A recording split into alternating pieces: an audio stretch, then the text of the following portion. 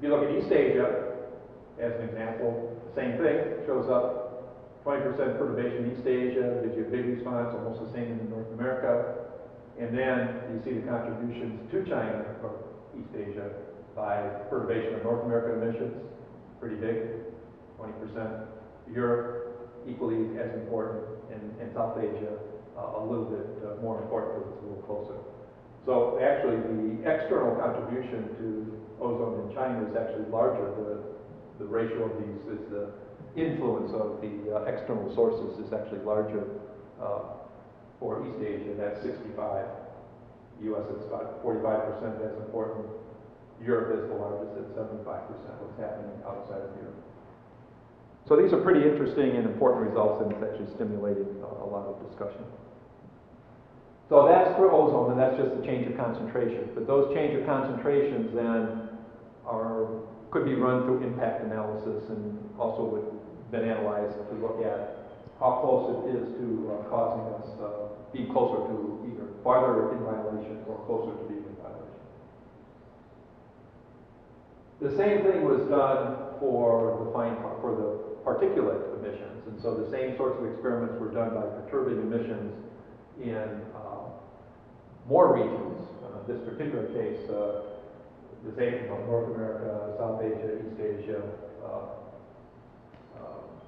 Southeast Asia, Australia. So more over in India were divided out. So even finer structure was done here.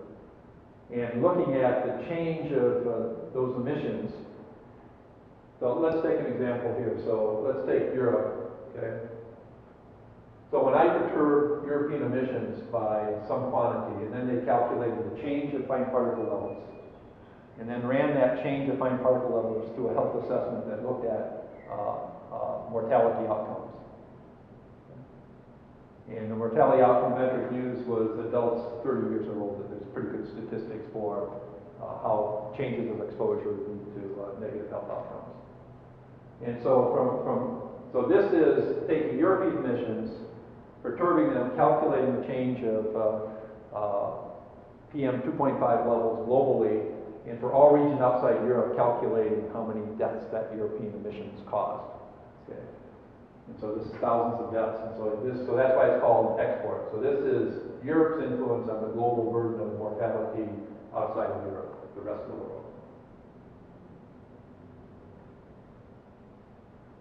And you can compare that to the import, and that is perturbation to what's happening everywhere else in the region in terms of the import is everywhere else in the region, so you can see there's different. But the point is that this transport of emissions globally of PM 2.5 is having a very, very important outcome.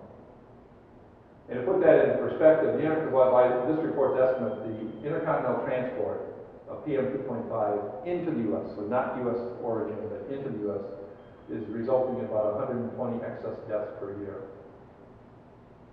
And just to put that into perspective, when we're changing our air quality standard, when we went from 84 to 75, the analysis showed that dramatic change in air quality standard was put into place to save between 1,300 and 3,500 premature deaths. And so you can see how one's doing a counting of mortality. Again, the national standard took great action at great expense to alleviate or avoid, on the order of 2,000 excess deaths. And the input of fine particles being transported into the U.S.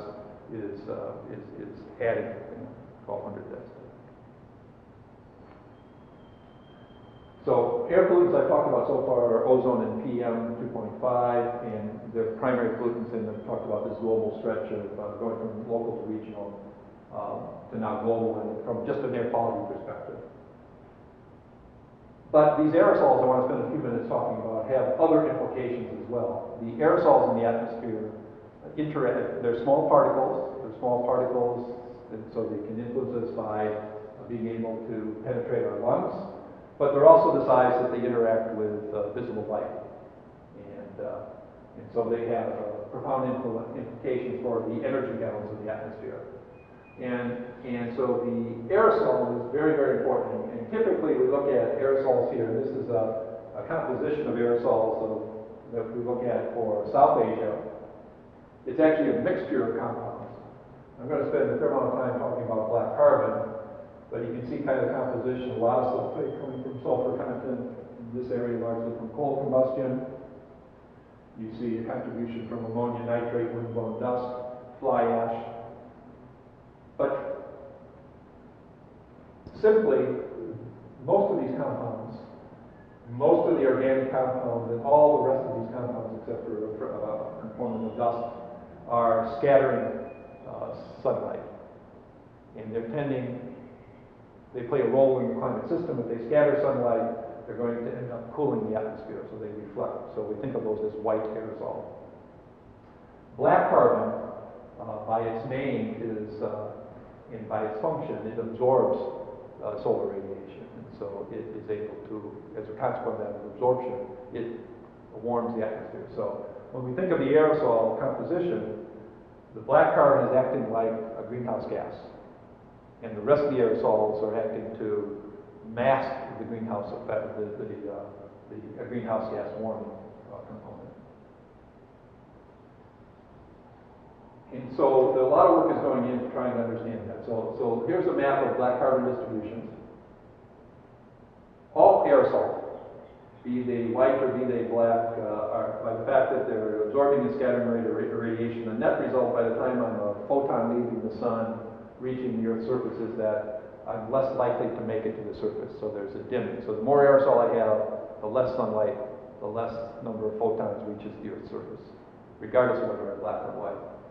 But in the atmosphere above the surface, if I'm a black particle, I'm going to warm the atmosphere, and I act like a greenhouse gas.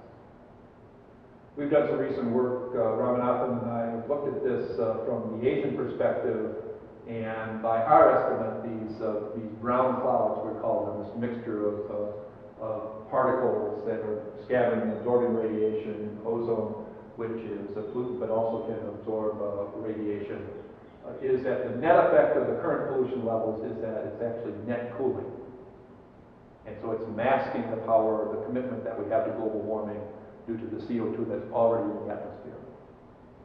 And so an issue of thinking forward is that if we try to improve the pollution levels and take aerosol out of the atmosphere, while we need to do that from an air quality perspective, it's going to begin to take the blanket off of this masking of the global warming. And so the CO2 is there, and we're committed to that.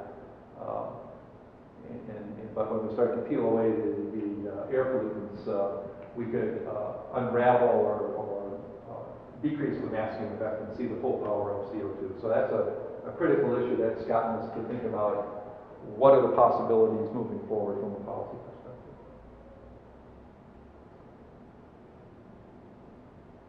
And so these particles that we're going to spend some more time talking about, black carbon and other, can be transported long distances. We've talked about that. One of the regions that's of great concern when we think about these particles that are interacting with sunlight, another way that they can change the climate system is that they can be deposited onto snow surfaces. And so we recently did a large field experiment for NASA looking at the transport of particles and air pollution. This is an April case where we're transporting it into the polar region, and we did a flight going to the North Pole to look at the distribution of black carbon, other aerosols, and other pollutants. The issue here is that when they deposit onto ice surfaces, the black particles and the dust particles can actually absorb solar radiation. They heat up and can accelerate the melting of the ice and snow. And so that's a negative feedback to the climate system. So it's an important component, and it's an important component anywhere where we have long-standing ice. And one of those regions is the third pole in the Himalaya region. And as part of this project, we're collaborating with a group.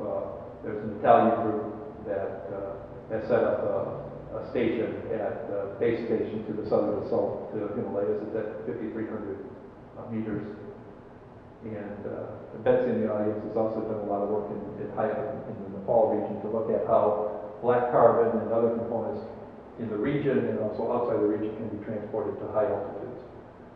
What we find from these Italian measurements in this project is that we can find pollution levels of black carbon at this site at 5,100 meters. in the springtime. And it's associated with regional scale fires, and also the onset of the monsoon tends to push material up the mountain face at high altitude. There the issue is, again, the deposition of this onto the glaciers there can accelerate the melting of that. And that region is extremely valuable because it's the water fountain of Asia. It feeds those seven major rivers upon which most of Asia's population and natural resources depend.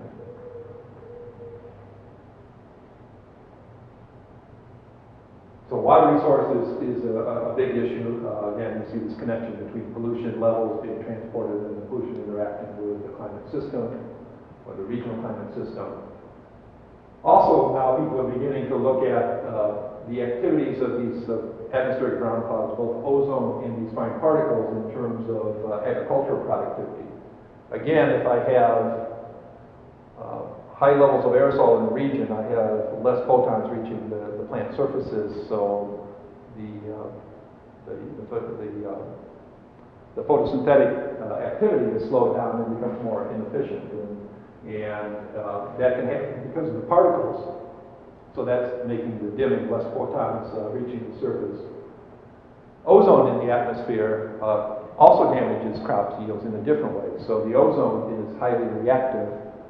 It can be brought into the plant stomata, chemical reactions occur, and then you begin to damage the photosynthetic mechanism of the plant. And so both of those, less sunlight reaching the Earth's surface for photolysis, for photosynthesis, and then damaging the photosynthesis machinery leads to the impact of these pollutants on yield. If you trace the wet season harvest in Asia, you can see obviously this tremendous green revolution and growth of increased yields. But recently, in this century, we see a slowing of that growth. And again, you can speculate. There's not been a definitive study, but if you also look at the increased levels of regional scale pollution, there's a suggestion that this ground cloud activity